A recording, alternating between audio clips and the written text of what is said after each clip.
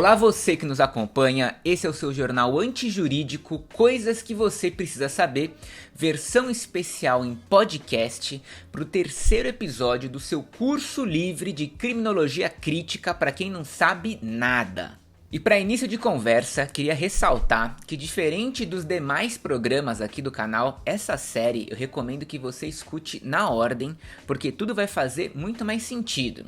Sendo que o primeiro episódio foi o Criminologia Positivista, o segundo foi Subculturas Criminais e esse aqui é o do Labeling Approach.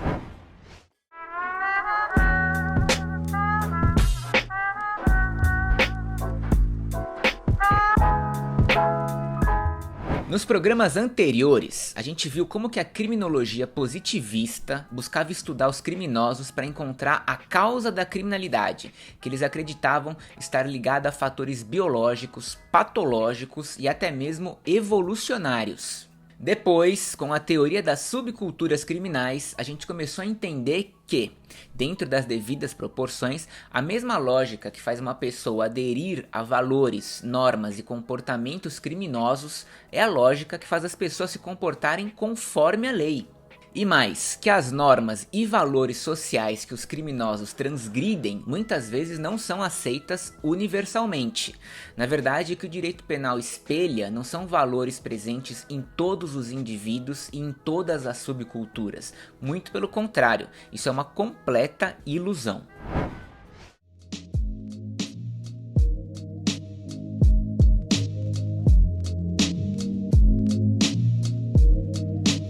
Até então, o que a gente viu era um pensamento criminológico fazendo as tradicionais perguntas do tipo: quem são os criminosos, como uma pessoa se torna um criminoso, em quais condições alguém se torna um criminoso e por aí vai.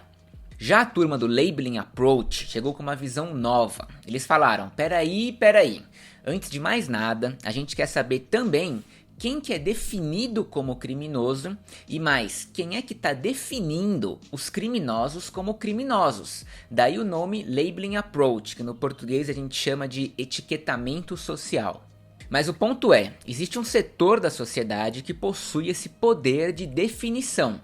E esse poder de definir uma pessoa com essa etiqueta de criminoso gera um baita de um efeito de estigmatização. Porque vamos combinar, se você começar a tratar uma pessoa como criminoso, é bem provável que ela de fato se torne um criminoso.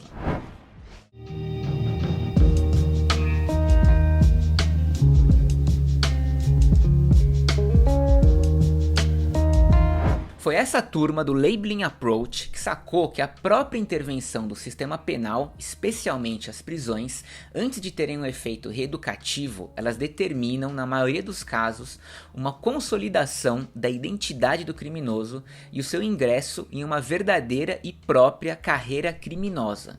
E isso é uma parada que está de total acordo com a realidade brasileira, onde grande parte dos detentos não tinha qualquer relação com organizações criminosas até serem presos. Eu abordei um pouco disso no episódio do canal chamado Problemas Acontecem, sobre o massacre no presídio de Altamira, que envolveu uma briga entre o PCC e o Comando Classe A. Quando os presos chegavam nesse presídio em Altamira, eles eram obrigados pela própria administração penitenciária a escolherem uma facção, PCC ou Comando Classe A, e então eram direcionados para os respectivos pavilhões. Então veja só você que loucura, é o Estado quem faz a ficha de inscrição dessas pessoas para o crime organizado. E eu só citei Altamira por causa desse recente massacre que a gente viu e que repercutiu muito, mas essa mesma lógica se repete nas cadeias de São Paulo, Rio, Amazonas, Ceará e por aí vai.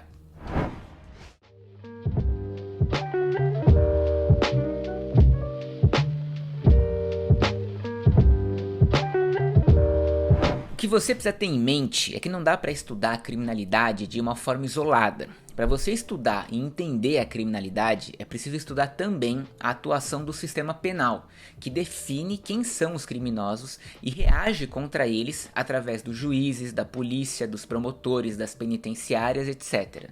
E estudando como o sistema penal atua, você acaba inevitavelmente descobrindo que há diversos fatores que fazem um tipo de crime ser mais perseguido do que outro tipo de crime, como por exemplo, o prestígio dos autores desses crimes, ou o escasso efeito estigmatizante das sanções que são aplicadas, ou a ausência de um estereótipo definido que oriente as agências de repressão, como é o caso dos estereótipos em se tratando de infrações típicas de pessoas pobres, ou é claro, a possibilidade do autor do crime recorrer a advogados e escritórios muito fodas de advocacia e até mesmo usar o seu poder para exercer pressão sobre os denunciantes e investigadores. Ou seja, tudo isso distorce as estatísticas criminais, gerando uma enorme cifra oculta, sugerindo e reforçando eternamente noções de que os crimes estão concentrados nas classes inferiores e que, portanto, estão sempre correlacionados à pobreza.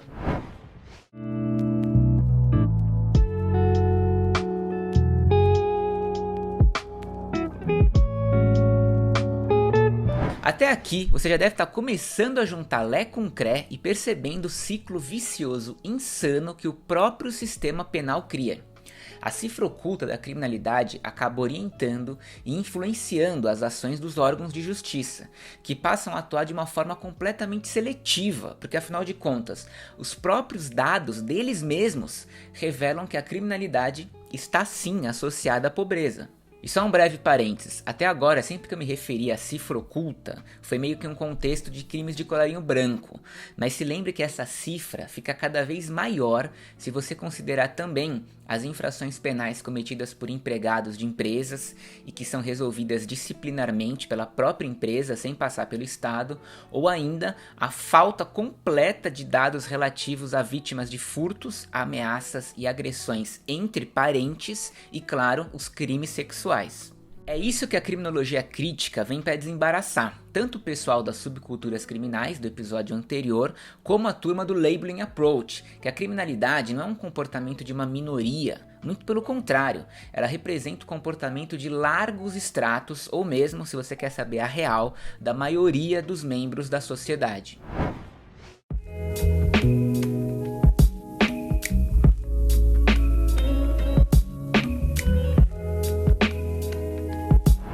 Resumindo, você entendeu que a sociedade é repleta de criminosos, meio que guardadas as devidas proporções, de novo, hashtag somos todos criminosos.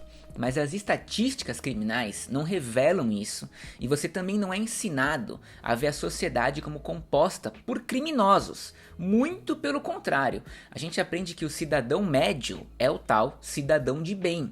E essa noção de uma sociedade dividida entre criminosos e cidadãos de bem não é uma realidade dada, é uma realidade que é continuamente produzida pelos juízes e pelos tribunais. É a sentença deles que cria essa nova qualidade para uma pessoa, o seu novo status de criminoso. Sem essa sentença, esse status não ia existir, a etiqueta não existiria. O Labeling Approach foca precisamente nisso, nessa relação entre os detentores do poder de decidir sobre essas etiquetas e os sujeitos submetidos a esse poder, e como essa relação é baseada sobre a estratificação e o antagonismo entre grupos e classes sociais distintos. E mais, o poder de atribuir a qualidade de criminoso para uma pessoa é detido por um grupo bem específico de funcionários, que é na real, aqui no Brasil principalmente, a elite do funcionalismo público, que por acaso pertencem a um mesmo segmento social e que portanto atuam sempre de acordo com os interesses desse segmento.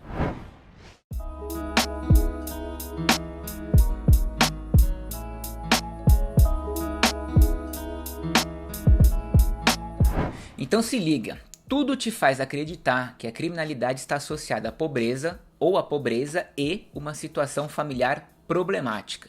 De certa forma, a gente vai sendo convencido pelos governos, pela mídia, pelas estatísticas, de que ser pobre ou ser pobre em uma família problemática produz na pessoa uma motivação maior para cometer crimes.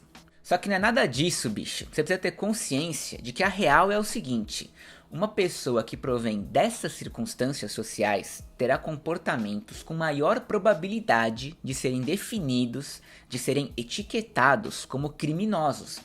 é aquela clássica manchete de jornal. Estudante de classe média é encontrado com 10 quilos de cocaína. E no mesmo jornal, outra manchete assim: polícia prende traficante em favela com 10 gramas de maconha. Ou outro tipo de notícia que também sempre aparece é: adolescentes pregam peça e levam R$ 200 de caixa da padaria. E no dia seguinte, no mesmo jornal, jovens são presos furtando dinheiro da lanchonete. Agora adivinha você qual que é a cor e a classe social dos adolescentes da padaria e dos jovens da lanchonete?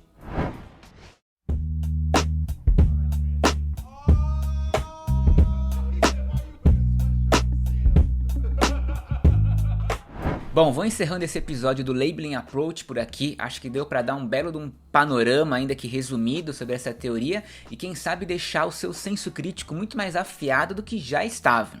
E como sempre, quero agradecer todos os colaboradores do canal que através do nosso Apoia-se financiam todo esse trabalho.